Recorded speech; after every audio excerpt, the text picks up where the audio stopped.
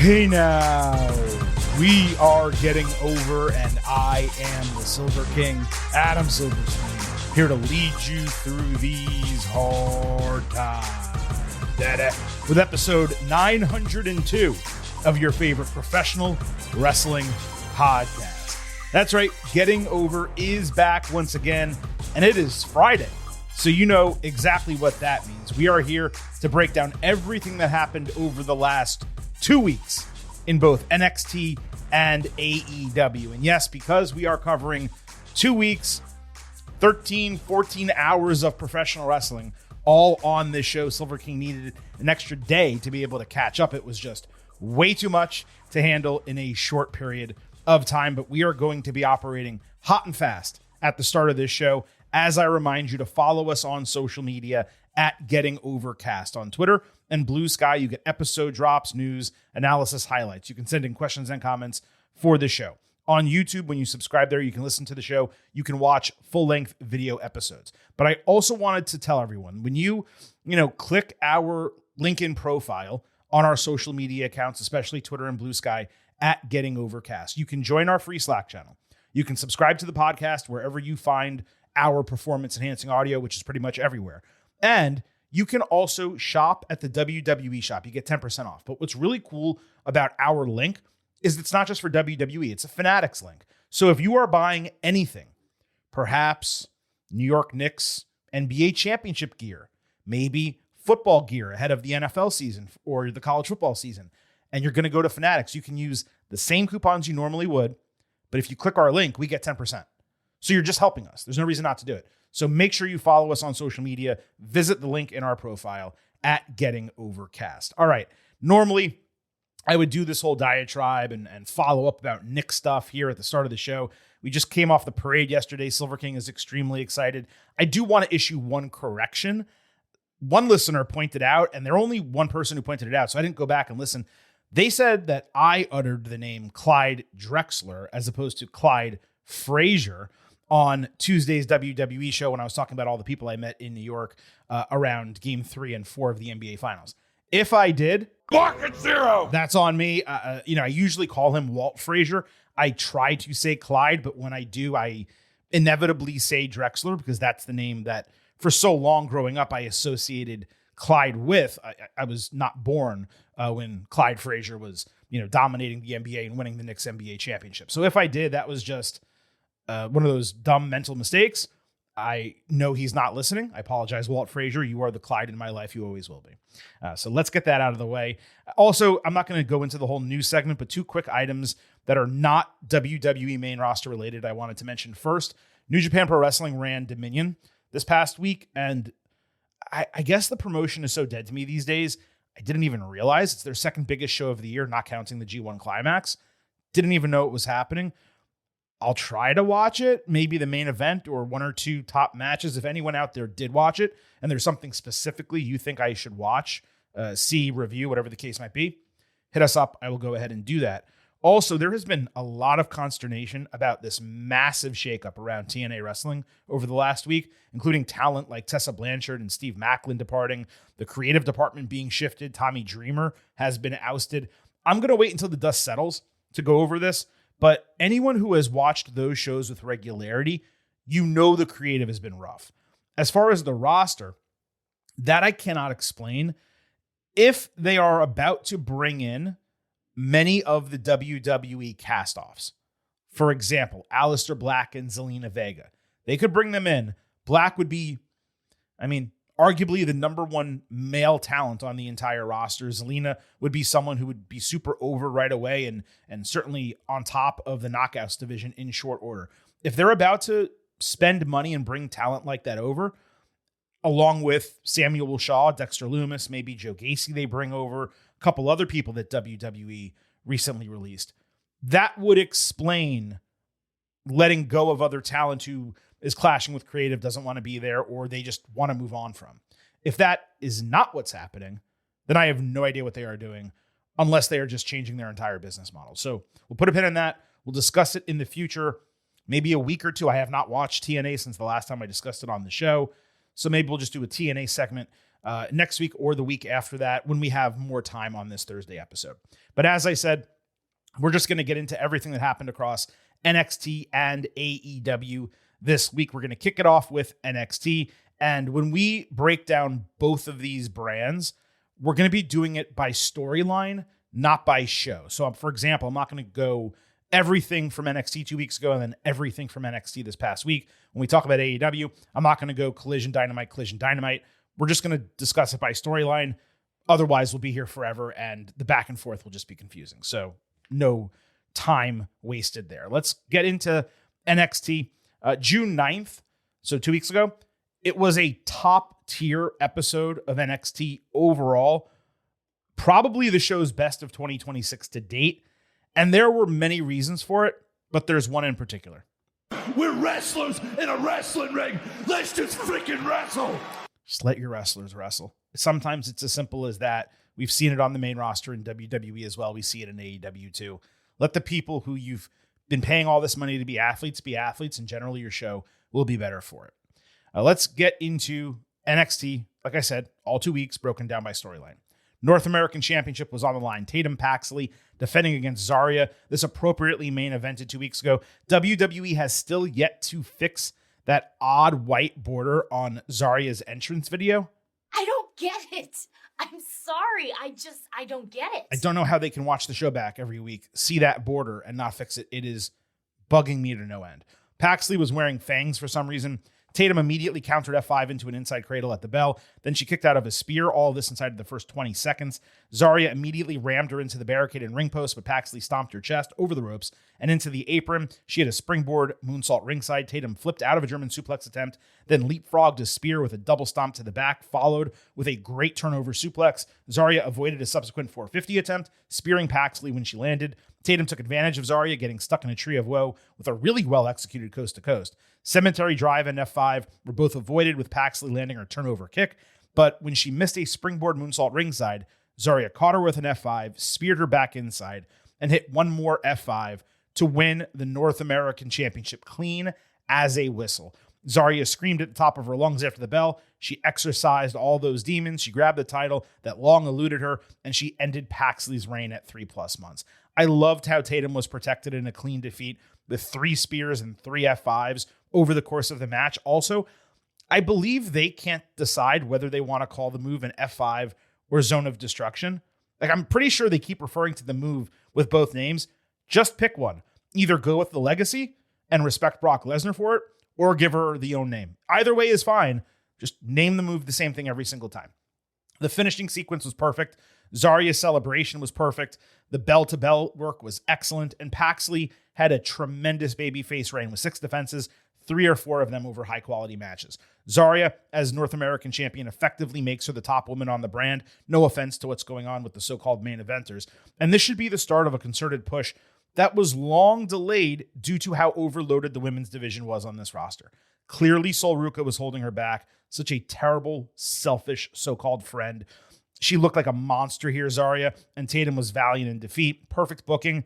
This was one of 3 A-level matches on the show, and spoiler alert, I was at 4.25 stars for all of them. The appropriate main event, what I hoped in the moment, was a terrific send-off for Paxley, who has nothing left to accomplish in NXT. For that reason, and you know I've been saying this for months, I'd be absolutely floored if that was not her NXT swan song. She should be up on the main roster imminently, ideally in a trio with Bayley and Lyra Valkyria, rekindle with her Sweet Dove, create a threesome that can directly oppose Judgment Day. But not just that, Jade Cargill has a crew on the other side, and there's other trios that they can put together as well. Tatum could serve as the catalyst as well to the Lyra-Bayley split, perhaps with them winning the tag team titles and Bayley being left out in the cold. So unless Tatum and Zarya were going to do a rematch, nail in the coffin, leave the promotion type of deal, which is what they did with Blake Monroe, I figured this would be it. Paxley deserves to be on the main roster. She belongs on the main roster, and she will get over when she goes to the main roster. We had Kendall Gray against Kalani Jordan in a number 1 contendership. Ren Sinclair backstage again refused to accompany Kendall to the ring, not wanting to be a distraction. She was focused on the new speed tournament to find her next challenger. My lord, stop with this speed bullshit, please. You know it, and I know it. This is bullshit. Lola Vice interrupted to wish Gray luck and reiterate that her back fist last week was not purposeful. Lonnie was closer on her entrance claps, but still off. She attacked from behind at the bell, as she did against Ren, though it was less impressive. Jordan dominated at the onset until Gray caught her with an overhead belly-to-belly suplex. Lonnie countered Shades of Gray with a Uranagi, but got caught covering with her feet on the ropes. She also had a great wheelbarrow counter into a crossface. Kendall stopped a handspring hold with a catch German suplex bridge. Lonnie caught her flying inside with a cutter and a perfect frog splash. Gray then chased Jordan up the ropes, pulling her down with a leaping armbar. Lonnie answered with a spinning knee breaker, a dragon screw, and her submission, which I think I got the name right last time I mentioned it, but I completely blanked on what it's called now. They ultimately got involved with an excellent counter sequence as Kendall caught Lonnie with Shades of Gray out of nowhere to get the win. Legitimately thought Jordan would win this match with shenanigans so she could get her NXT title bout, clear the deck for Kendall to get one on the back end. Really, as I've mentioned before, this is now a 1-to-1 series, so it should be a triple threat at Great American Bash because Jordan already beat Gray. Now, I figured maybe that would develop next week, but it didn't make sense for, Kendall to earn a number one contendership over someone who beat her 2 weeks earlier. Still, this was excellent. Lonnie has come real far as an in-ring performer. She's done exactly what I was begging her to do 12 to 18 months ago. Focus on her ground game and her technical wrestling. It's precisely why I said she was not ready for the main roster, and precisely why I said that Sol Ruca was not ready for the main roster, because Sol's in-ring game is basically what Lonnie's was a year ago. Yeah, she has more personality, and despite being rough on the mic, she's a better promo, but that does not mean she was ready for prime time. She should have been treated like Lonnie was. I digress. Jordan is closer than she's ever been. That obviously makes sense, and Gray was outstanding, so naturally talented. The ceiling is the roof for her. At this point, unless Lonnie interferes, maybe Kendall beats Lola for this title, and that match should main event Great American Bash over the men. There is not a doubt in my mind the women have opened and main evented NXT television for multiple weeks now. There is no reason to not put that match in the main event of Great American Bash. 4.25 stars A. Zarya opened NXT this week looking like $1 million, super confident. She put her heart on her sleeve, saying it was ironic that she forgot what the sun looked like while sitting in Sol's shadow. Zarya flexed how she won the title on her own despite being overlooked and treated like an afterthought, both in and out of NXT. She said winning the title isn't a dream realized, it's a course correction, and she'll never take a backseat again. Great promo from her. Lonnie randomly interrupted, putting herself over for a title reign that happened a couple years ago, and telling Zarya she needs to hold on to that title because it's unfair the way NXT does title shots. Then she ranted about what I just said, Gray and Jordan being 1-to-1, yet Kendall getting the title shot, which does not make sense. Gray interrupted and said nothing. Then Vice came out. And I do find it extremely cute, by the way, how they're doing a call and response with her, where she'll come out with the mic. She'll go, "Hola, NXT." And the crowd goes, "Hola, Lola." And she also does the same thing with the baby faces backstage. It's just really cute. Even though I've never watched the show before, it has like Dora the Explorer vibes, if that makes any sense. Anyway, Lola didn't say that much either. They all argued. Robert Stone came out and the faces cut him off before he could even speak. They just assumed that there would be a tag team main event. And he didn't even announce. He's like, yeah, that's why this women's division is great. You know exactly what I'm going to do. This was a messy, frustrating segment. Zarya deserved the opportunity to be out there talking her shit. She's incredible on the mic. She is better on the mic than more than 50% of the women on the main roster. I might even advance that to more than 75% of the women on the main roster. That's how underrated Zarya is in totality as a performer. Lonnie literally had no business coming out. She was just saying shit to say shit. The faces responding was fine. There was hardly any content to their promos. This would have worked way better if Zarya talked her shit out in the ring, then went backstage and all of this happened in the locker room. There was no potential challenger representing the mid-card here, considering the other three women are focused around the main event. That brings us to an entirely different conversation about the women's division being a tad flip-flopped, because in reality, Zarya should be the NXT champion and the others should be fighting over the mid-card title. Now it works because Zarya's story, she needed to hold the North American title, but I would not at all be against her becoming double champion a few months down the line, depending whether Kendall gets strapped up. I'm glad the women once again got to bookend NXT, like I said, but this was not a great segment at all. Zarya started it strong, and it completely fell apart after that. Gray backstage asked Sinclair to be in her corner at Great American Bash, but she again declined to protect Kendall and because she needs to focus on her own title. It got heated once again with Lola, so Ren decided to get checked out in medical so she could get cleared. I'm failing to understand where the stuff with Ren QCC is going. It did make sense for Sinclair to stay out of Gray's way so as not to repeat the faults of Zaruka, but denying her friend every single time she asks her to be by her side, that's being a bad friend. At some point you could say, yeah, I'll sit on commentary. Yes, I'll watch from the crowd. I'll be there to support you. I just won't be ringside. I don't want to cost you anything. Like, there's got to be another step. Otherwise, you're just repeating the same bullshit. So we had Vice and Gray against Zarya and Jordan. Second straight women's main event for NXT. Like I said, these four were shot out of a cannon. Kendall pulled her straps down and went on a suplex barrage on a hot tag. She needs to save that until the end of matches. You can't do that on your first hot tag. Lonnie caught her with Wasteland before flipping out of a missed avalanche move, tagging out only for Zarya to catch Gray with a spear. She attempted to follow a zone of destruction. Again, F5 zone of destruction. What is this called? But Kendall countered midair into a Fujiwara armbar, then tried but failed to move into a regular armbar. Zarya deadlifted her out to a powerbomb for a broken fall. Gray flatlined her with a feint back elbow before Vice tagged in blind, over-rotating into what was supposed to be a counter guillotine. Kendall caught Lonnie in a simultaneous ankle lock, but both heels powered out. Zarya speared the ring post and then speared Lola, but when she picked up the champion for Zone of Destruction, Tatum popped up beyond the barricade to distract her. Lola landed a spinning heel kick, and then her spinning back fist inside for 1-2-3 as Paxley laughed. Lola and Kendall dapped up after the bell. Given they were the babyface winners, Paxley wound up splashing Zarya off the barricade, only for them to get separated as NXT ended. Jordan got between Gray and Vice. That led to Kendall accidentally nailing Lola with the title as Lonnie sat there kind of laughing at the outcome. Excellent match that completely over-delivered. The women are on an absurd run right now. This further confirmed what I said previously, that they should be main eventing Great American Bash. Zero question about that. All that said, Zarya taking the loss here was a major head scratcher. She finally exercised her demons, won the North American title. She doesn't have a number one contender. You have her lose the next week simply because of a distraction. I know she lost to the literal other women's champion on the brand, but Lonnie was right there to take the fall. Have Tatum distract Zarya. She gets run into the ring post. She's not able to help Lonnie, who loses the match. A moment ago, I explained how it was plausible that Tatum could wrestle one more match against Zarya, firmly putting her over like Blake did for Tatum before moving out of the territory. Despite suggesting that possibility, I was still surprised to see Tatum there, just considering the Great American Bash card. I believe it's already full, so I'm not entirely sure what they're doing to that end, unless it's literally exactly what I said and they're going to do it on television. Convoluted setup overall, still a hell of a match, 4.25 stars. Hey, these women are just kicking ass right now. Naraku fought Mason Rook in a number one contendership. Oh, we got two big meaty men bumping me tonight. Rook hit an avalanche power slam coming out of the break, followed by an excellent blue thunder bomb. Naraku answered with a huge fireman's carry bomb that was insanely impressive given Rook's size. Same with a fisherman suplex chaser. Naraku attempted to put Rook to sleep, only to get countered into a backpack cannonball. Rook went for his finisher, but Cam Hendricks distracted on the apron, allowing Naraku to capitalize and hit Enter the Abyss to win.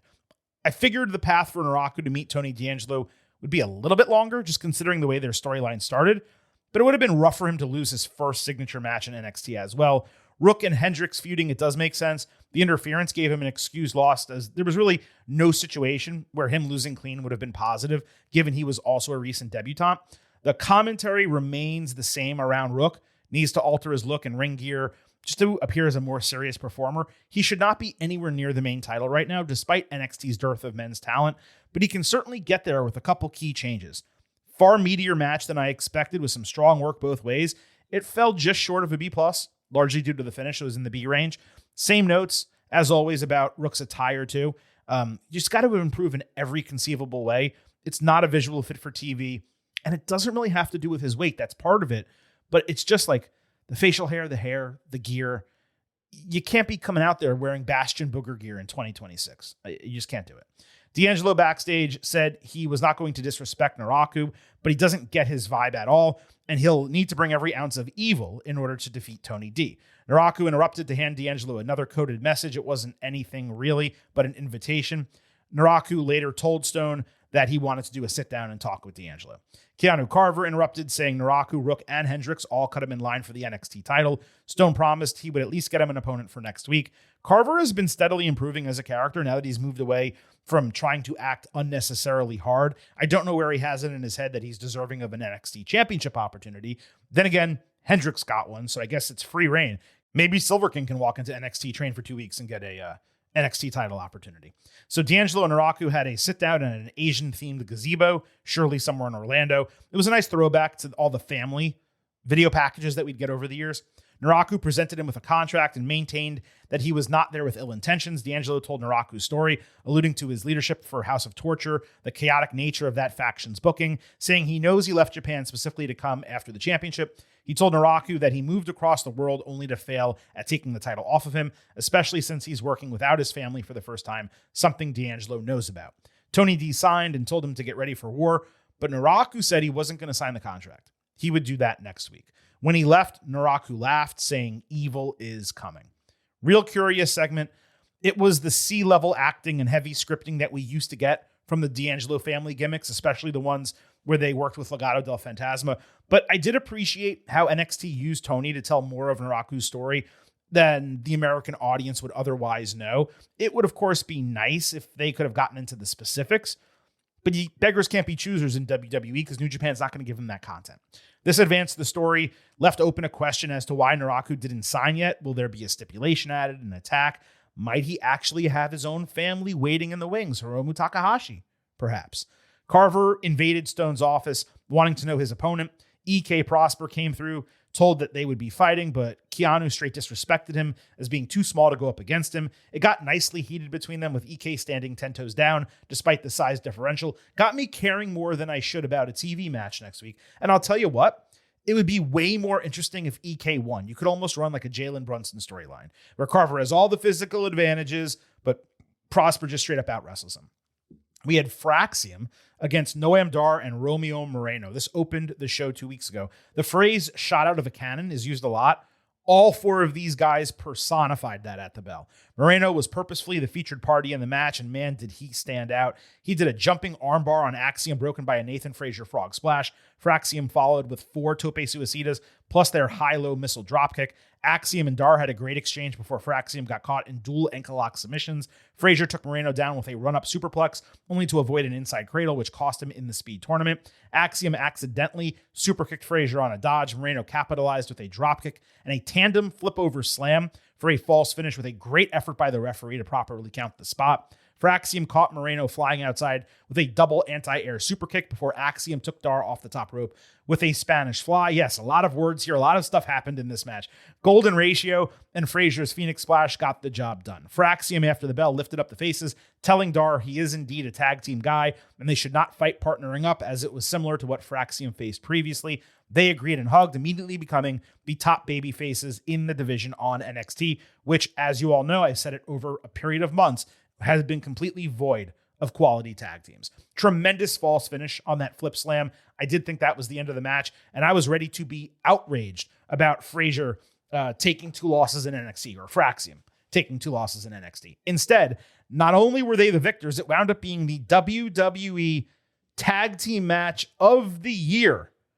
That says more about the dregs of the division on the main roster than it does this match specifically, but this did stand as a firm reminder that Fraxium is the best, period, tag team, period, in the world, period. And they are wasting away because WWE has not featured them regularly since the call-up. And now the division itself is without as many legitimate and talented teams as it had before the mass releases. I'm talking about the main roster. As I said, the goal was to spotlight Moreno. Mission accomplished. This kid is something. Eyes have been opened in a real way to him over the last couple of weeks. I still don't like the black breathe right strip that he wears on his nose. 4.25 stars, A. Dar and Moreno spoke with Sean Legacy and Dorian Van Dux backstage, the latter pair seemingly trying to convince them not to team because they want the upper hand in the division. Dar and Moreno were too gassed up to be denied, but as Legacy spoke about their team also being strong, Van Dukes got distracted by the calling all speaking to one another. I'm not entirely sure what that was about. It was a real clunky segment. Didn't seem to have much purpose.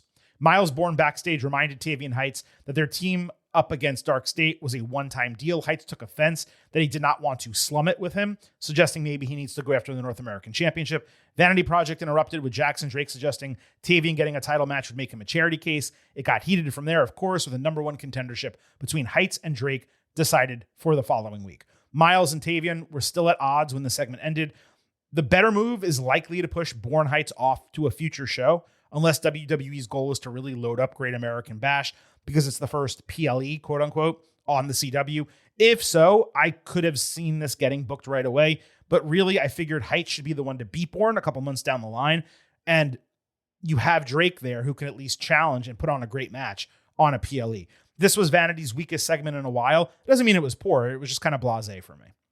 So we had Heights against Drake in a number one contendership. Real nice work from these guys, especially Heights, who was a suplex machine throughout the match. Drake responded with a handspring cutter, standing shooting star press, bottom rope tope suicida. He got caught on the ropes with an avalanche release belly-to-belly suplex and a version of Yoshiki Inamura's inertia splash into the middle of the ring. Heights landed another release belly-to-belly, tossing Drake over the ropes into Vanity Project. Micah Lockwood distracted the referee, so Miles Bourne ran down to prevent Vanity from interfering. Tavian took issue with that, but he turned around and landed his finisher, Height of Glory, a belly-to-belly style jackhammer, to beat the former Evolve champion. Bourne then raised Heights' hand after the bell, but he rejected the love. This was Tavian's best showing in months.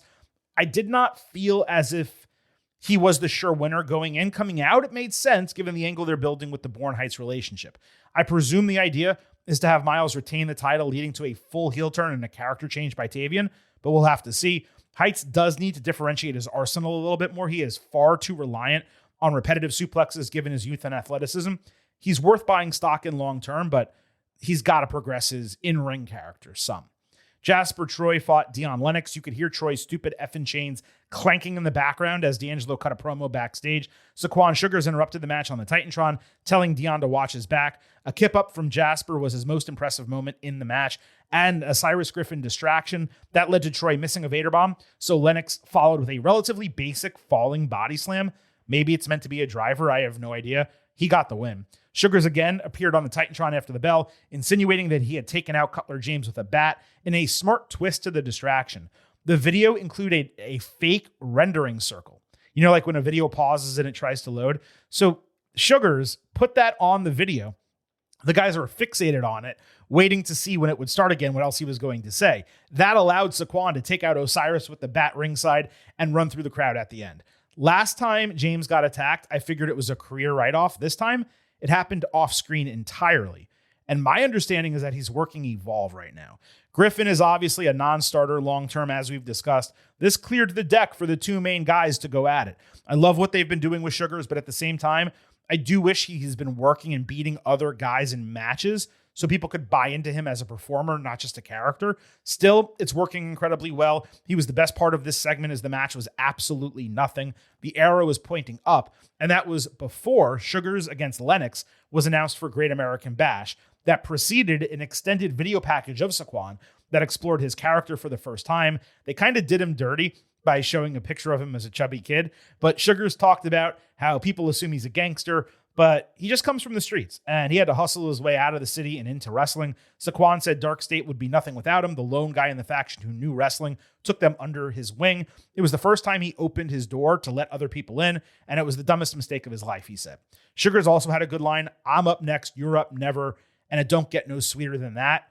The line that he needs to deliver is, "I'm up next, you're up never. It don't get no sweeter than Sugars." Come on. So close. Outside of him cutting most of his promo in front of a random gas station, this was extremely well executed, delivered just enough background to get you to buy into him as a babyface, yet not so much that there's nowhere for NXT to go developing him afterward. Whereas a lot of stuff NXT does can be corny one way or another. Look at the D'Angelo and Naraku segment. This was straightforward. It was realistic. It had a nice hook to it. Saquon also has this unique vibe and speaking style, which keeps one engaged as a viewer. Ain't nothing manufactured about this guy. It's great that he's been platformed this way, and so far, they've hit all the right notes. I hope they keep going. Natty was shown putting in work in the dungeon when Jada Parker invaded with a double leg takedown, before almost getting shoved out of the ring and kicked out of the facility. That was it. It's like they almost have something with this feud, but they've not gotten it to where it needs to be for a match. I figured there might be more time to build it, but no, the match happened this week following an extended video package recapping the feud, which was mostly Natty calling Jada soft. For some reason, Carmen Petrovic and Nikita Lyons dapped up Natty. I guess they've trained in the dungeon or something, but at least Carmen is supposed to be a babyface, so I don't know why she'd be around Natty. Anyway, we got the match, Jada and Natty. Parker did well working a more technical style in the early going. She delivered some stiff chops in the corner before landing teardrop and hypnotic for a false finish. Natty failed on a sharpshooter and armbar attempt before taking another hip attack to knock her out of the ring. Jada took a discus lariat with Corey Graves, who guested on commentary, doing a yeah quip for Brody Lee. That was really cool. Before Natty locked in her sharpshooter for a tap out victory. The fourth submission tap out in WWE across 5 days. Could not believe it. Lyons and Petrovic raised Natty's arm after the bell. People are going to be up in arms about Parker losing, but Jada beating Natty and moving on would have accomplished nothing for her as a wrestler or character. This should ideally be a can't beat him, join him situation where Parker begins training in the dungeon on screen. We watch her develop and she becomes a better wrestler because of the dedication to her craft and hardening her mental game. The whole concept of her being soft and needing to strengthen, that's got to play out. You can't just say, no, I'm not soft because I beat you, and then all that's over, thrown away. Strong work here playing to the match concept. I'm optimistic that this is going to play out appropriately in the end for Jada. Introducing Petrovic and Lyons as Natty's underlings without establishing anything involving them, that was incredibly odd. The match exceeded expectations, 3.75 stars B+. If you went a little higher at 4 stars A-, wouldn't hate it.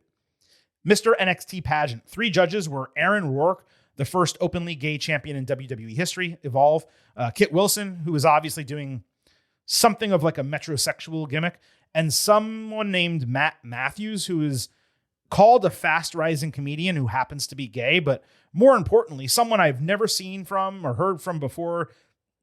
Couldn't know this guy from Adam, and I am Adam, and I couldn't tell that. What I could not understand is why sexuality was a component to the judging panel. Are the only people capable of judging a men's pageant those who lean in a certain direction? Why not have women involved, since 2 of them were part of the build to this situation?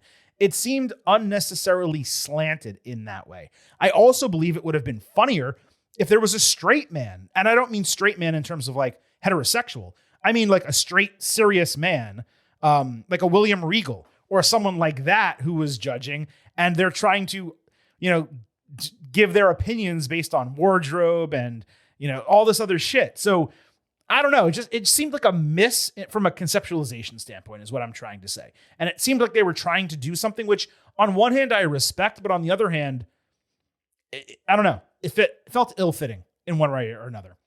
Tristan Angels rocked everything as a, like a hard body guy.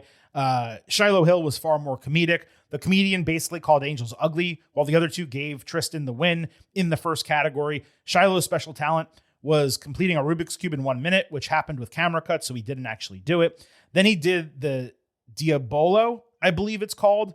Angels, for some reason, tried to do the Rubik's Cube instead of his own talent, which was juggling, and Hill outclassed him by doing juggling on a unicycle. It ended with public speaking, promos. Hill easily won in that category. Much better talking about himself as a person in NXT than Angels was. Unsurprisingly, the comedian chose Shiloh. Kit called them both toxic, chose Tristan, and Rourke left it up to the fans, with Hill obviously winning the fan vote. And so Angels obviously attacked him from behind and hit a code breaker plus 5 steel chair shots and the knee stomp into that weapon.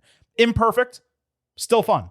The lowest part of a tremendous 2-hour wrestling show last week, but the type of variety it needed considering how much action we got throughout that episode. NXT has done other similarly silly segments and executed them far better. One example being the Index wedding. Birthright interrupted a conversation in Robert Stone's office last week involving some of the guys involved in the pageant. They got heated with the comedian, so Hank and Tank stood up for him. Later, Rook, Angels, and Lizzie Rain commiserated backstage as 3 new Brits in NXT. Angels declared himself Mr. NXT due to Hill being incapacitated. Rourke got in his face, made a small dick joke, and then appeared willing to put the Evolve title on the line just to fight Angels. Izzy Dame backstage questioned Nico Fance as to why she's in the women's speed tournament. Sean Spears explained he got her in because she said she moved on from the NXT title. There's another number 1 contender, and she's facing Thea Hale in the first round, someone she's dominated previously. That was too logical for either of them to argue, so they accepted it, almost with resignation that Spears did something right. Please, for the love of all that is holy, stop trying to make speed happen. It's not going to happen. Stop trying to make fetch happen. It's not going to happen. It is actively hurting the NXT product. Izzy beat Thea Hale in a speed match. Hale is now running a gimmick where she shotguns an energy drink during her ring walk, except she wasn't able to do it. She claims because there was tape on the can. My claim is that Chase U was not a real university if you graduate and don't know how to shotgun a beverage. NXT has lost the plot with her character-wise. The arrow has not pointed up in a while. She's only 22. She's still learning. I'll be more concerned if she's in the same position a year from now.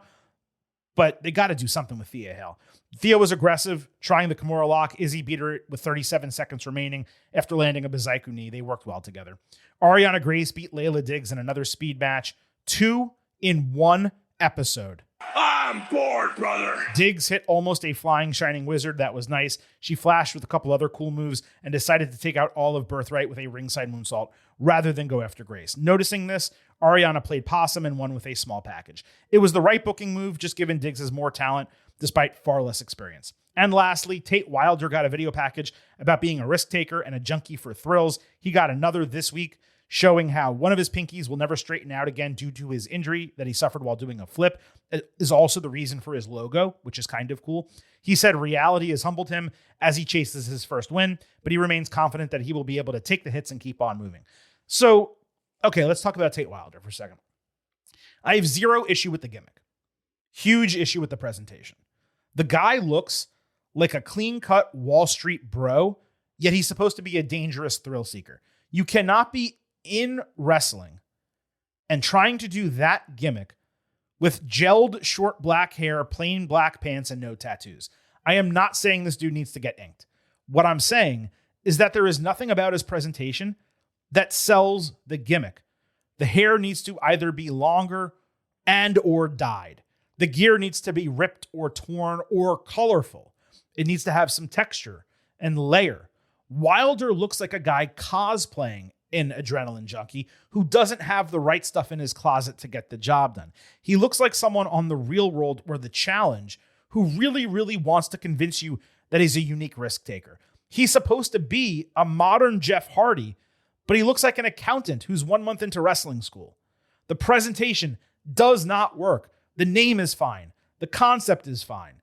The guy can wrestle. He can cut promos. Give him the presentation to match, please.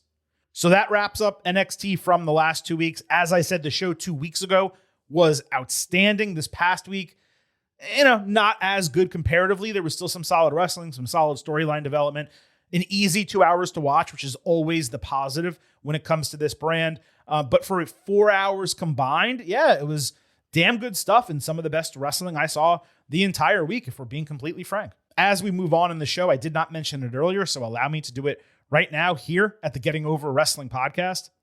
It's all about Defy. So head over to Apple Podcasts and Spotify, leave a 5-star rating on Apple, take a little extra time, leave a 5-star written review. If you do, we will read it live right here on the show. We have a ton of 5-star reviews that have come in over the years, obviously, but we have been stuck at the same number for like 2 months now. We have 529 reviews. Folks, let's get to 550. I know how many of you listen to the show. I know how many reviews there are. I just read you the number. Those numbers are nowhere close to each other. So even if you don't use Apple Podcasts, if you have an iPhone, find us on that app, leave the 5-star rating and review. And again, we'll read it here on the show. We'd appreciate it. Also, please do not forget, I happen to love the number 5. and I hope you do as well. $5 a month, $50 for the entire year. You can become an official Getting Overhead. Just visit buymeacoffee.com/gettingover. Sign up. You'll get bonus audio, the fastest 5 minutes in professional wrestling, instant reactions to every major show, and exclusive news analysis posts every week. Please support us. Get extra content as we continue to support you with performance-enhancing audio. Buymeacoffee.com/gettingover. Moving over to AEW, just like NXT, we're about to recap 2 weeks of AEW. Difference being, we are talking about 9 hours of content as opposed to 4. So breakdowns are going to be far shorter, including during storytelling segments, which shouldn't be tough because this is building to Forbidden Door. I'll also be designating segments by last week and this week rather than by specific show. And I'm only doing that so you know, because it's so many hours, that you understand all of this happened last week, break, all of this happened this week to progress it forward. In total, 13 of 24 matches across all 4 of these shows were storyline relevant. That's 54%, which is, solid, but not really what we're looking for. Again, we want like 75% or higher from AEW. Also, a significant number of those that were relevant were tournament matches that don't actually have build other than them just being in a bracket. All right, let's start last week. Trios Championship, the conglomeration retained over LFI, which got the title match for no reason whatsoever.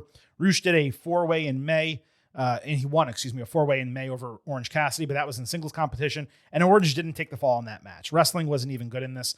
Don Callis family jobbers were back to randomly attacking people backstage while bragging about their faction and shit-talking Konosuke Takeshita.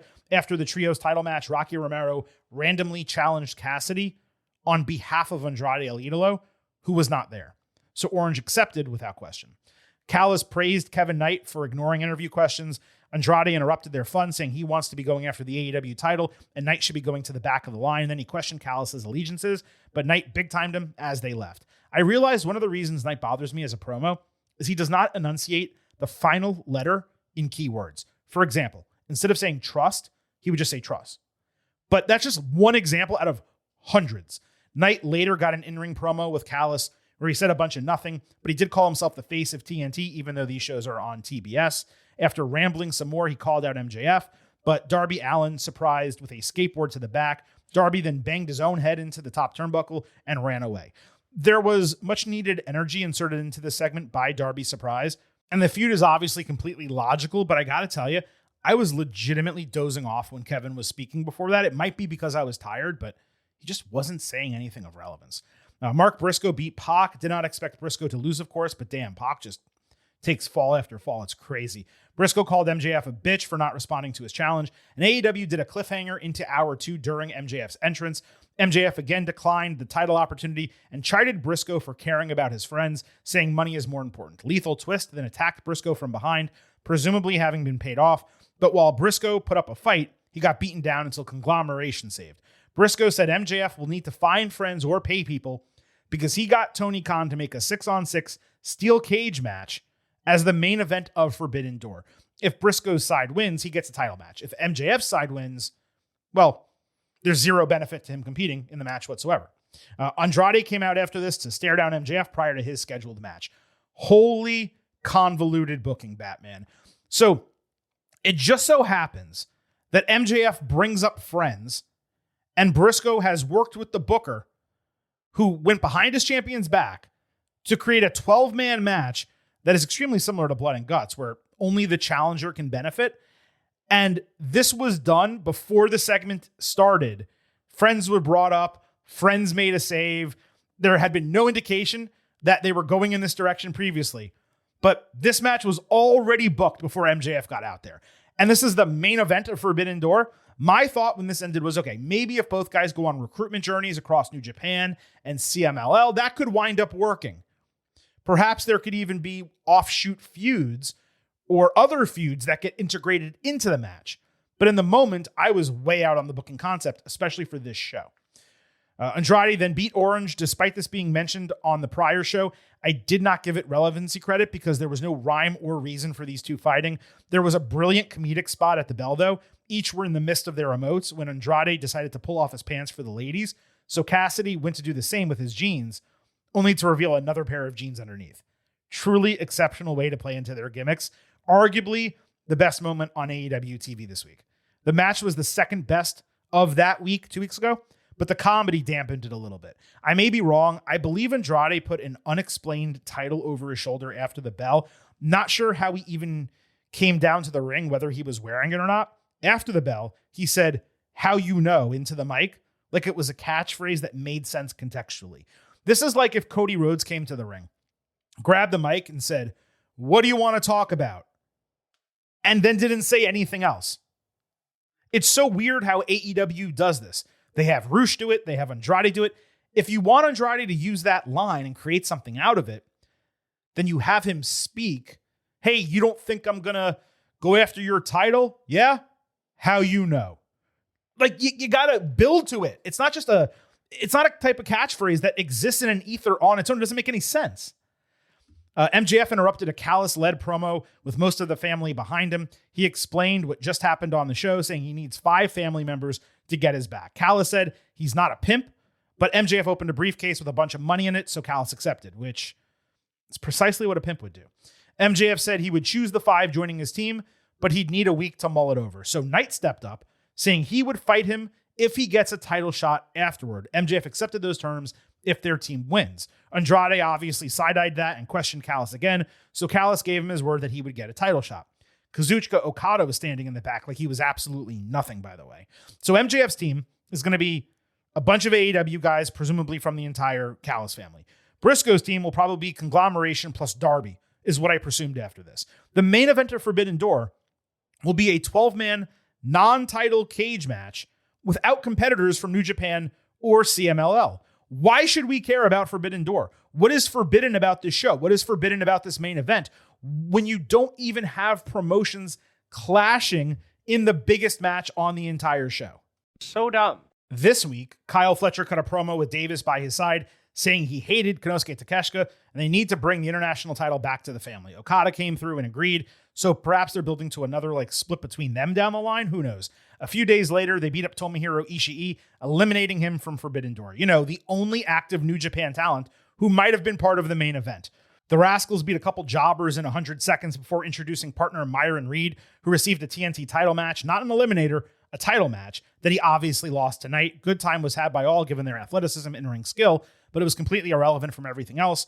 Mike Bailey got a pre-match promo saying he's going to prove tonight he does not need the Callis family, considering he just retained the TNT title clean over Reed, so he was going to beat them one by one. Bro, he was your best friend. He turned on you, and you're going to spend months, because it would take months to go through the entire family, trying to convince him to be a good guy again. Credit that there was a reason for the match happening. That does not make it relevant, especially since it was not established until seconds before the bell. Jake Doyle then just beat Bailey. I don't have words for this. And I'm someone who doesn't even like Speedball, and I can't believe he was booked like this. Swerve Strickland beat Brody King to advance in the Owen. This was the Dynamite main event in the AEW match of that week, last week. King got a full Crimson Mask as per usual. Swerve kicked out of a sit-out pile driver and won with a vertebreaker after Prince Nana hit Brody through the ropes with a weapon. I love how he uses that move and seems to execute it safely. This was not on the level of their Revolution match, 4 stars A-. Took way too long to get going. Plus, that finish obviously soiled something that was rolling along pretty well. I might even be high on that grade if we're being honest. This week, MJF opened Dynamite saying his is the only title that matters in the industry. He put over Knight and Fletcher since they seem to be teaming with him. Then he shaded Andrade and went after others who are eyeing the title, including Swerve, Kenny Omega, and Will Ospreay. And then he finally told Briscoe that he felt bad for him, not just because of his brother's death and such, but because he believes he can actually contend against MJF. Callis then announced Knight, Fletcher, Doyle, Okada, and Andrade as MJF's partners. That clearly came as a surprise to Andrade, who got angry and said, "How you know?" Again, contextually, didn't make any sense. Callis again tried to tell Andrade to be patient, which was incredibly heavy-handed. If you're Andrade and you see Knight get promised the number 1 contendership for a victory, you're just a gullible idiot if you're not standing up for yourself and getting the exact same thing. It's to the point that if Andrade does not turn in a real way at Forbidden Door, he's just a pathetic dude. Even more confusing to me is that a 12-man match was booked for the Dynamite main event, featuring the same teams that are going to be fighting in the steel cage. At least that's what I took from it. I suppose the teams could change between the two shows, but why would you run 2 6-man teams here and then choose different 6-man teams? If not, you're basically giving away the entire main event to Forbidden Door on free TV 2 weeks earlier.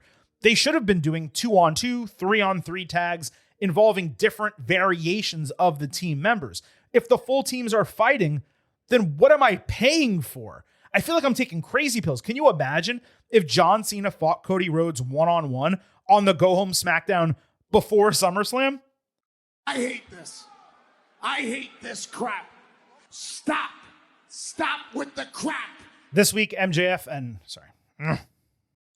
Callis family beat Briscoe, the rest of Conglomeration, Takeshita, and Darby, which was expected once Ishii was eliminated. So Takeshita was added. We knew Darby was going to be on this team. Those additions were both more legitimate as potential number 1 contenders than Briscoe. We also learned that a disqualification in the match would be punished, but it's not like AEW does disqualifications or even tags in 4-man matches, let alone 12-man matches. Briscoe hit Jay Driller on MJF with no one around to interfere, so Callis distracted the referee to prevent the count. MJF almost immediately threw Roderick Strong down and tapped him out in half a second with Salt of the Earth, keeping it locked in after the bell. The heels completely cleared the ring of the faces, but Andrade got into a shoving match with MJF, refusing to do his dirty work. When Callis finally convinced him otherwise, Andrade once again simply relented. He picked up Briscoe. MJF hit him in the face with the Dynamite Diamond ring. It was basically confirmed via graphic as this ended that, yes, we're going to see the exact same match, except inside a steel cage, as a pay-per-view main event. Since it seems like it's going to be a single ring, I have no idea how this is going to work with 12 men. Perhaps it's going to be a caged-in area around the ring. I see no way that 12 people can be in the ring at once, even if some stand behind the ropes. I don't know how that would make sense. It would look terrible. If AEW does extend the cage outward ringside, then it would be a top away from a Hell in a Cell match. But then you also have 12 men combined in that area. And all of this is beyond the fact that we just saw a full version of the match. This main event was like 20, 25 minutes. Obviously, the heels had to win. Otherwise, it would have made no sense to run it back. There was some great action here, but again, all of those issues I just mentioned. Last week, Will Ospreay, I guess technically 3 weeks ago, cut a backstage promo after the Mark Davis match, saying nothing would stop him from winning the O and going to Wembley Stadium and becoming AEW champion. He owes some of his recent success to the Death Riders. Alex Windsor ran crying into his arms, I guess because she had lost her match or because she was scared for his health. It was just kind of odd for that to happen. This week, Ospreay was back wearing a football jersey after moving away from that for a while and looking more serious as a main eventer. Now he's just back to goofy Will Ospreay. By the way, not once over 4 shows that I watched until this segment was he seen with the Death Riders or were the Death Riders mentioned alongside him. Not once. Ospreay announced his marriage over the weekend, saying he and Windsor put off their honeymoon so he could focus on winning the AEW title. Then he said, to say thank you to her, he took her upstairs, smashed the life out of her, and threw her a towel so she could clean herself off because he had to leave. I literally paused, rewound, and watched that again because I could not believe what I had heard. And I figured maybe something got lost in translation because he's British and he's just, whatever. No, Ospreay, the next AEW champion, said, the way I appreciate my new wife is by banging her. And excuse me, but ejaculating on her and then throwing a towel at her so she can clean up while I hop on a plane back to America. Now, look, I am no prude and I know AEW wants to be edgy, but what the fuck was that? Beyond the veiled misogyny or whatever, which privacy of your own home, do whatever you want. But beyond that, and beyond saying it publicly, why, if you're AEW, do you want your champion out in the middle of the ring saying this shit? Do they think it makes him like a real cool, dope dude to mention that he has sex with women? Like, we know you do, bro. That's what married people do. That's what men with girlfriends do. It's what men and men do in homosexual relationships, or women and women, or whatever combination you want to, talk about. We know people have sex. Like, the way he referenced that and the way he treated her after having sex, I couldn't get my head around it. I don't know why you would want someone to do it. And I don't know how you can really defend it now. There's been a bunch of online fervor coming out of this. I'm not going to spend my time on it. I'm not going to waste it on this show. But, I mean, there's no defending it. And if you're Ospreay, you really should just be saying, yeah, I got ahead of myself. I was super excited. I probably should have said it differently. That's all you need to do. You don't have to apologize. You don't have to do anything. You don't have to tear down innocent fans who may have differing opinions about this. Hey, yeah, maybe I shouldn't have said it that way. My bad. That's it. Move on with your life. Swerve came out to confront him after this, looking 10 times more professional visually compared to a dude wearing track pants, high white socks, and sneakers. They got into it with Swerve saying he has a problem with Ospreay playing booty boot camp with the Riders, but never explaining it. Ospreay said he did not forget nor forgive what the Riders did to him. Okay. But he let it go because they're great training partners. So you're a hypocrite and you're a phony who doesn't stand up for himself simply so you can achieve? Is that what you're telling me, babyface future champion? Ospreay asked why Strickland didn't help him when the Rider snapped his neck, when he was willing to help Hangman Page, who he hates. When Swerve tried to answer, Will snapped the microphone out of his hand. So he posed a question to try to build a match story and explain creative around something, but then didn't allow him to build the match story with an answer. That's because it's really tough to answer. Ospreay talked about how important it is for him to win this tournament so he can fight at Wembley Stadium. So Strickland said everything they did for Page was meaningless because Hangman has now disappeared. I believe Swerve dropped 2 F-bombs and perhaps said other shit too. There was a long bleep. He said he's done stepping aside for others and effectively he can't wait to have a 5-star match with him. I'm paraphrasing, but that's pretty much what he said. After Swerve mentioned Ospreay's fragile neck, he caught a strike, but as Strickland grabbed a plastic chain, the Riders surrounded the ring. Swerve pointed out that the Riders threatening him was proof that Will has changed. Mox then had to calm Ospreay down backstage as he was gripping Garcia by his ears like he was a monkey or something, which looked ridiculous. He basically told him, sticks and stones can't break your bones, but words can never hurt you. I mean, what do you even say here? At least the Riders part of it was not dropped because that seemed to be possible over the first 2/3 of the segment before they were mentioned. Ospreay's explanation as to why he's working with the Riders was incredibly thin and weak, and that's beyond the fact that Mox still has not explained why he has any interest in helping Will other than assumed respect, which should not be enough for him when it comes to the AEW title that he lorded over the company for a year and kept locking a briefcase. Swerve was all over the place. At least he brought up some salient points. They just were not fleshed out at all.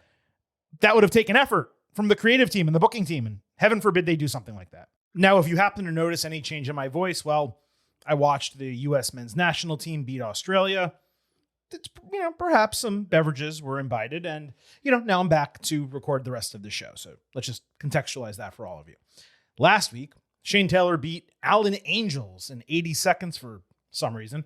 He cut a promo saying the Death Riders would no longer be the most dangerous and violent stable in AEW. He challenged Jon Moxley to bring his crew down so that STP could take their mantle. So Death Riders beat STP in 15 minutes. Grand opening, grand closing. Give this relevance credit. The factions have been randomly fighting, and this was a direct effort to create a challenge.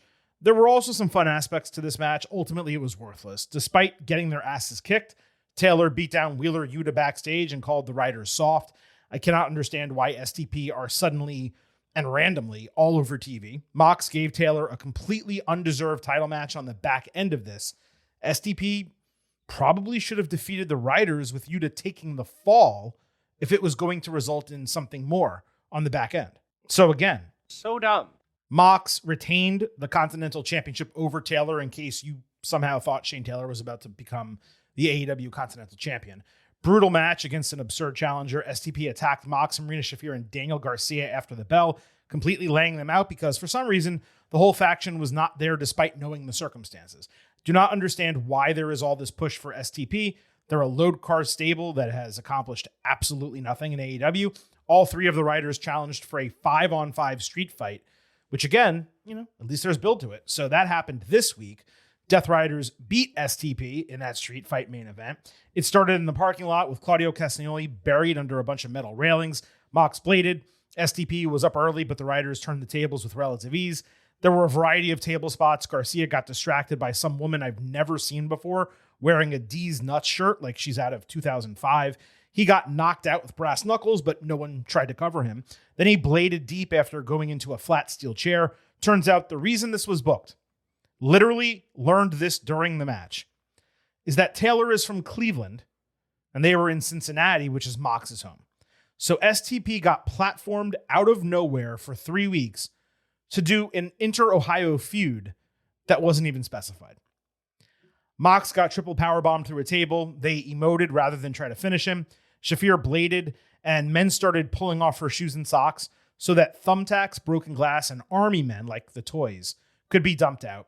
She took a foot-first bump into all of that and then just stomped her feet into the same area because she's such a badass. There have been so many matches in 2026 that were much, much worse than this. None of those made me want to stop watching the show that I was currently watching more than this one as it was happening.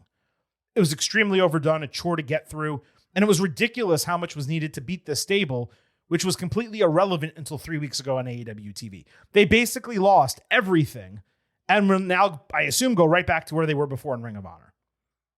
This week, Brodito beat Mox and Garcia in a well-wrestled but long TV match of 22 minutes. Garcia obviously took the fall. Shafir got in the way of a charging King, so they barked at each other in the face because she's so tough. Cameras literally missed the finish. They focused on King doing a tope suicida on Mox rather than Bandito hitting 21 plex on Garcia. By the way, for anyone out there who has a problem with Javon Evans' OG Cutter or Sol Ruka's Soul Snatcher, you cannot like the 21 plex. The setup for it is absolutely insane. I have no problem with any of those three moves, for the record. But if you're going to have one with any of them, then you have to have one with all of them. Real fun match, not an unexpected result given Garcia was involved. Perhaps Brodito, I figured, is getting built back up for a crazy tag team match at All In, because you're going to have New Day, Motor City Machine Guns, Young Bucks, Cope and Cage, FTR. So I figured out maybe they're going to put Brodito in that match, right? As a tag team. This did happen for no reason whatsoever. Of course, Bandito was incredibly excited backstage after the bell, with Brody saying they proved that they are one of the best tag teams in the world. Okay. But then Bandito said, with Forbidden Door coming, he's interested in the Continental title. So Mox came up and was like, yeah, you can have a match. So they ran a tag team match and put Brodito over as a team and had them say they're a great team, only for Bandito to immediately challenge for a singles title. And Brody got no reaction whatsoever to him doing that. He didn't care that they just won a tag team match, and then his guy's like, I want a singles title. Like, what the hell are we doing here? By the way, Bandito, he's been ROH champion for 435 days, yet he keeps going after every singles title AEW has to offer, and he loses all of those opportunities. Why not have King challenge Mox, considering you've neutered him after he organically got over a few months ago? Why is Bandito in this spot? Why does a random unplanned tag team win over a different guy result in a title match for the other partner? So dumb. Last week, Tekla got an extremely short video package that included footage of her being fired from Stardom and I suppose attacking the president of the company or something a little bit more recently. It was not explained, and we were just supposed to know the guy. This week, Tekla interrupted commentary as they were basically apologizing to Stardom for her actions. She did this by coming out of the crowd. So it was straight up impossible that she could have heard commentary say this. Zero logic whatsoever. Tekla called herself the biggest attraction in the entire business. No. Then she spit on her own hand, saying that was worth more than the Stardom locker room. She wiped that on Tony Schiavone's jacket. So at least we got something valuable out of this. I like it. I like it a lot. Despite hating Stardom, she decided to give a title shot to whomever they wanted to put up against her. Alrighty. Painfully long. About 2 segments later on the show, there was an entire video package for a match between Tekla and Starlight Kid. So in about a 20-minute span at most, despite the promotion being on the other side of the world, Stardom heard the challenge, contacted the wrestler, got her to agree to the match, confirmed it with AEW, and AEW was able to create a highlight reel involving both women so that they could announce the match on TV. The graphic was ready too. Am I getting this right? Like, Tekla shit on her in a second promo afterward. Is the booking here that Tekla is going to tear down this company verbally and their top star as well for a month, only to then beat her and send them packing? If they flip the title to Starlight, that's the only way this could be good, but the fans have no reason to give a shit about her as a challenger, and ultimately it seems like AEW is burying Stardom the way this is happening. Also this week, Starlight apparently said during a Stardom show that she will take the AEW title back to Japan. Tekla said she made some sacrifices just as Starlight did, the exact same, yet she got kicked out and had to make it on her own. She said she didn't care that Starlight is Tony Khan's favorite wrestler outside AEW. Okay. Then she claimed she would unmask Starlight and spit in her face. This was actually Tekla's best promo in weeks, maybe even a couple months, who knows, with the exception of the spitting part. It was composed, calmer, really not bad at all, but it's on the back end of this completely illogical match booking, at least the way that it was put forward on television.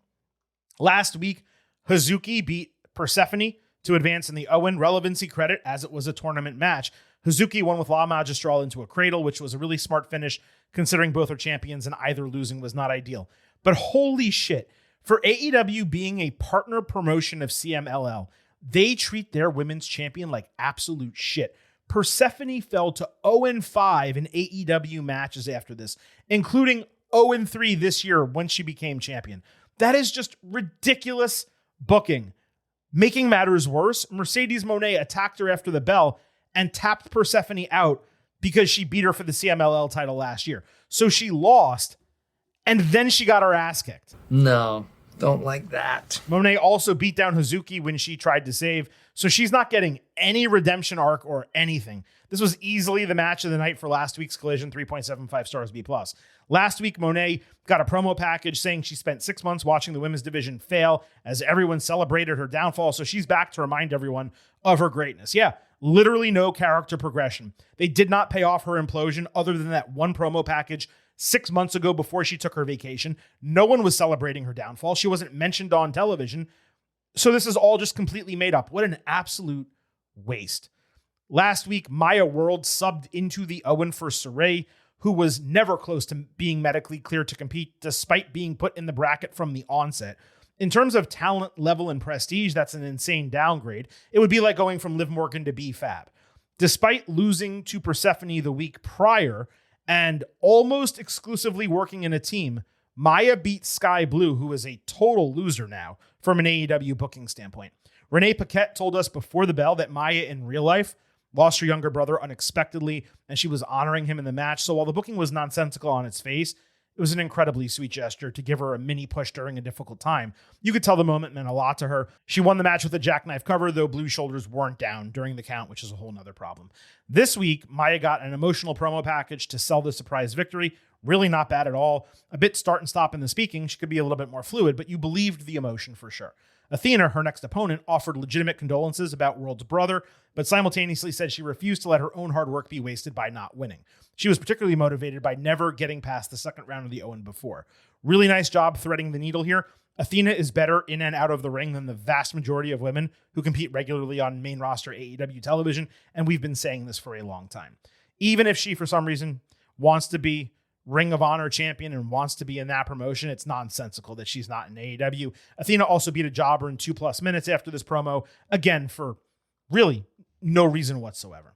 This week, Mercedes Moné beat Hazuki in a 23-minute match of the week Banger. to advance to the Owen finals. To clarify, I mean match of the week, period. Not women's match of the week or AEW match of the week, the match of the week. Mercedes Moné and Hazuki. Commentary told us it had a big fight feel and the crowd was going crazy. The fans were literally sitting on their hands, silent as church mice. They were right, commentary was, in terms of like the ability of the wrestlers. It should be a big fight. The fans did not give a shit when it started. Hazuki finally got the crowd going with 3 tope suicidas. She also had a leaping DDT off the ropes on Monet that was great. Mercedes had an excellent sudden counter into Statement Maker, following with a backstabber. After a series of tremendous counter sequences, Monet locked Statement Maker back in, forcing a submission in the middle of the ring as Hazuki had nowhere to go. No doubter, high A. I'm at 4.5 stars. One of Mercedes' best matches in a long time, even before her departure. This might be, in 2026, Mercedes Moné at her absolute best. Last week, Clark Connors beat Juice Robinson in an extremely rough match. Legitimately forgot how the groups got into it with each other, but I did give it relevance credit. The Dogs cheated to win and later cut a promo on the Young Bucks, sounding as if they were willing to do a number 1 contendership match, despite previously claiming that they were the number 1 contenders. This week, the Dogs beat the Young Bucks after attacking a stagehand for no reason while entering. Connors had a nice spot trying to capitalize off the Bucks' convoluted double stomp Liger Bomb spot. They had a TK driver for a false finish, which was kind of odd. Tagging was completely irrelevant, and ultimately the Dogs won with full clip, a tandem finisher I do enjoy from them. This week, Bang Bang Gang backstage said they would neuter the Dogs after trying but failing to do some type of comedy thing beforehand. Juice was decently funny. He was wearing pull-apart magnetic glasses underneath regular sunglasses, but yeah, this was pretty worthless. Cope and Cage attacked the Dogs as they were planning to beat up another stagehand on their way to the ring on Dynamite. The basic brawl ended pretty quick as they avoided a double spear from the champions. Christian Cage said the Dogs are named after their mothers. You get it? The mothers are ugly, so they're dogs. He said Fit Finlay should have let David run down the inside of his leg. Get it? A jizz joke, the second in the same show, I believe. Adam Copeland said the Dogs are trying to cosplay them from 30 years ago, claiming they will teach them a lesson like the New Age Outlaws and APA did to them. He said the Dogs would be walking through the Forbidden Door into their house, and they would walk out as housebroken pups. Can we clarify? There is nothing forbidden about this match. It's 2 teams of AEW wrestlers. There's nothing forbidden at the location. It is not their house. They are in California, not Canada. So it's not forbidden, and it's not their house. And that's the promo that we got from Cope and Cage here. In addition to the, your mothers are ugly and Yeah, just down her leg. That's what's happening. By the way, APA and New Age Outlaws, they got greater pops than any of the AEW tag teams that Copeland mentioned. Last week, Zack Sabre Jr. challenged Kenny Omega by sending in an audio file that was overlaid into a video package. His reason was that he wanted AEW's best, and they have never fought in the United States. Omega accepted without even appearing on TV, neither video nor audio. Is it going to be a great wrestling match? Yes. Is this the laziest effing booking ever? Also, yes. It's a zero effort build for a pay-per-view that has an entire gimmick based on interpromotional conflict. 0.0. 0.0,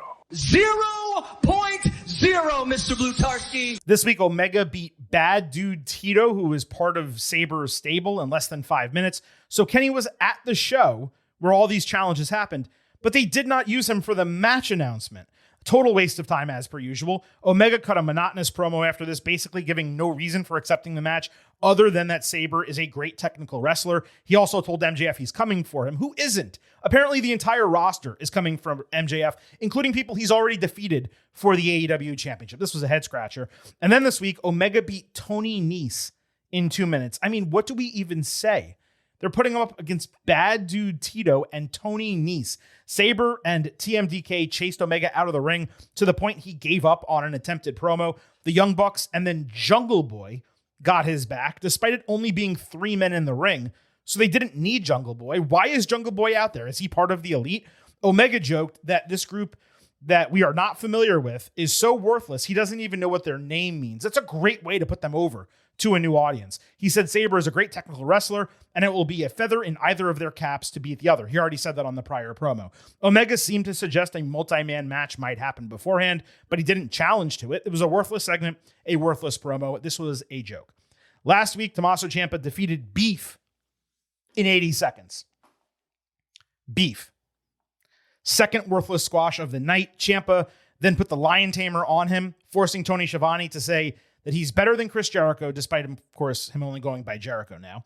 He said Jericho cannot hide forever, and he called him a snake. Talk about an extremely one-sided thin beef, pun not intended. It's like Carpaccio. Ciampa threatened Schiavone to repeat this on the following Dynamite, so Jericho interrupted and immediately made a ball joke and called him Tommy.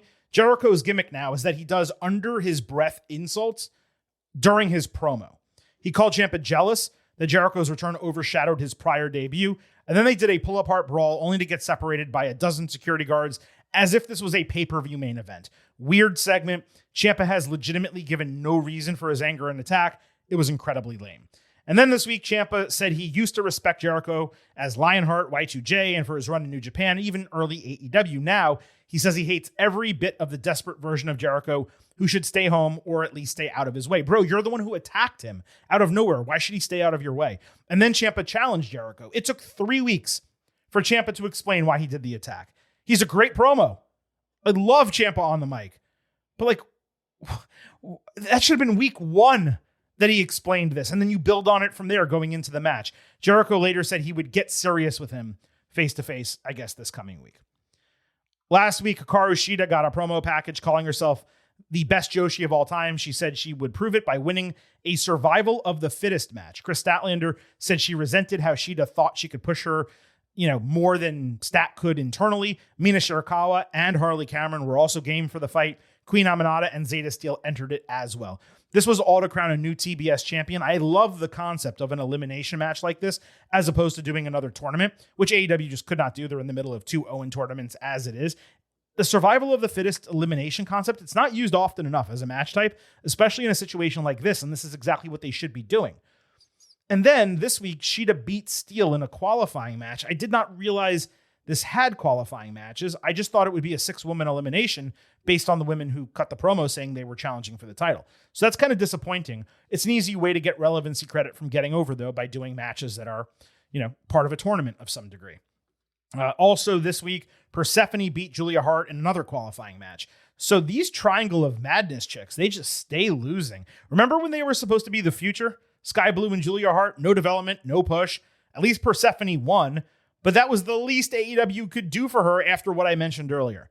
This week, Ricochet backstage said he's back to focusing on gold. He singled out the International Championship without any specific reason provided. He just picked one of the 5 to go after. Okay, bro. Also this week, the Ops cut a promo backstage with Anthony Bowens wanting applause from fans, but the other two saying they don't care about that. Bowens is not the leader. He needs to know his place and focus on violence. Hook demanded he be the focus of interviews in the future. He cut his hair down, which is somewhat positive, but there's really nothing about him being a leader of a faction that is believable. And lastly, last week, Women's Tag Team Championship, Divine Dominion successfully retained over TJ, which is really TJ, but I call them TJ. That went 10 minutes, which appropriately capitalized on the 5-minute challenge. A lot of times, AEW does time limit matches where they go 1 minute over, 2 minutes over. This, they basically doubled the time, so that was cool. This week, Divine Dominion got a brief promo package asking if there are any other women courageous enough to go after them. Can we just start building the Brawling Birds feud and get this over with already? This women's tag team division, it looked real decent when they initially built it and they did the tag team title match, the tournament. It is dead. It is the WWE women's tag team title, during the pandemic, pre-pandemic, really. That's how dead this women's tag team title is right now. They have plenty of women on the roster. They just refuse to give them television time. So that wraps up AEW over the last 2 weeks. Obviously, there was a ton for us to cover. Forbidden Door is coming up. I don't necessarily understand what is so forbidden about this pay-per-view. It looks like we're going to get a Starlight Kid against Tekla, who, while forbidden, previously fought each other in Stardom, right? Kenny Omega against Zack Sabre Jr., again, kind of forbidden. They're in different promotions, but they fought each other previously in New Japan. So it's like the 2 matches that we have that are fitting the gimmick have existed before, so they're not forbidden. And a lot of other matches on the card do not feature any talent from New Japan or CMLL. What is the point of this pay-per-view going forward? This should be something maybe that AEW does once every 2 to 4 years, and they really build up to it, and they make it a big deal. You can't do this annually if this is the type of card you're going to have. And they shoved another show. I forget what it's even called. I know it's going to be in Canada. It's not Revolution, but it begins with an R. Redemption, maybe? They shoved another show between this and All In, when really they should just be focused on building to All In coming out of Forbidden Door. You got a lot of TV time. You got a lot of matches that you need to build. You have a lot of work to do based on what we saw over these 2 weeks. AEW, there were highlights, no question, over the last 2 weeks. Individual matches and segments that were solid, but top to bottom, I mean, you just heard I don't want to call it criticism because it's just honest interpretation of what I'm seeing on screen. It's getting really tough some weeks to watch this product when it comes to in totality. Again, one-off things, really good, great even, especially the matches. But top to bottom, it's man, it's not that the storytelling doesn't exist. That's one of the things I'll end on this note, okay? I see this all the time. There's a criticism out there, AEW doesn't do storytelling. And then fans of AEW, let's say, will point to the Will Ospreay story with Swerve Strickland and John Mox and say, see, they're doing stories. Totally true. It is not accurate that AEW does not do storytelling. The problem is they only really do storytelling for 25% of what they put on television. The other 75% is either random or extremely short-term storytelling. And then the 25% where they do storytelling, some of it's great and some of it's good and some of it, frankly, is pretty damn bad. So when people say, hey, AEW doesn't do storytelling, they're being hyperbolic, but saying that, 25 to 30% of the content is built, that's not really a great answer. And you can fault WWE for a lot of things. This is not meant to be a comparison between the two. You can fault them for not giving people match time and match quality being down. And I mean, we criticize WWE every single week on this podcast. But for 90% of their matches, maybe more, there's a storyline reason for them happening. When you get to a pay-per-view or a premium live event, there is a reason for every single match on that card happening. And it is just a stark differential between these two companies. I think each can learn a lot from the other. WWE, you got to give the wrestlers more time to frickin' wrestle. I played that drop earlier in the show. AEW, you got to do less on your shows, less wrestling. It's okay. You can do a little bit less wrestling and focus more on storytelling and giving your fans a reason to tune in. And now for Forbidden Door, a reason to purchase the pay-per-view. Because I'll give you a little spoiler alert before we do the ultimate preview. I don't know that I could suggest people actually purchasing Forbidden Door at the rate this card is being built. That is a conversation for another time. This show has gone on long enough. On the way out, allow the Silver King to remind you here at Getting Over. It's all about the fight. So head over to Apple Podcasts and Spotify, leave a 5-star rating on Apple, take a little extra time, leave a 5-star written review. If you do, we will read it live right here on the show. Don't forget to follow us on social media at Getting Overcast on Twitter and Blue Sky. You get episode drops, news, analysis, highlights. You can send in questions and comments for the show on YouTube. You can listen to the show. You can watch full-length video interviews. And if you hit the link in our profile, if you do that, you can join our Slack channel. You can purchase WWE or sports gear on Fanatics, and we would get a cut of that. We'd greatly appreciate if you go to those lengths. Also, please remember, I happen to love the number 5. and I hope you do as well, $5 a month, $50 for the entire year. You can become an official Getting Overhead. Just visit buymeacoffee.com/gettingover. Sign up. You'll get bonus audio, the fastest 5 minutes in professional wrestling, instant reactions to every major show, exclusive news, analysis posts every week. Support us financially. We'll give you extra content. Keeps the show going. buymeacoffee.com/gettingover. Thank you all for listening to this edition of the Getting Over Wrestling Podcast. We'll be back next week on Tuesday with your WWE episode. On Thursday, we'll have your NXT Great American Bash and AEW Forbidden Door Ultimate previews. I don't yet know what we will be doing from an instant analysis standpoint. I think it makes sense to do both shows together because they are happening on the same day, possibly even at the same time, if memory serves. It's going to be difficult for us to do it immediately after it goes off the air. So let's for now assume that we will have your NXT Great American Bash and AEW Forbidden Door instant analysis on Monday, a few hours after both of those shows go off the air. We'll give you more information on Tuesday. We'll lock it in, but probably a 3-episode week from your boys right here at the Getting Over Wrestling Podcast. As mentioned, thanks to all of you for listening. This is the Silver King, Adam Silverstein, signing off and leaving you with just 3 final words. Bye for now.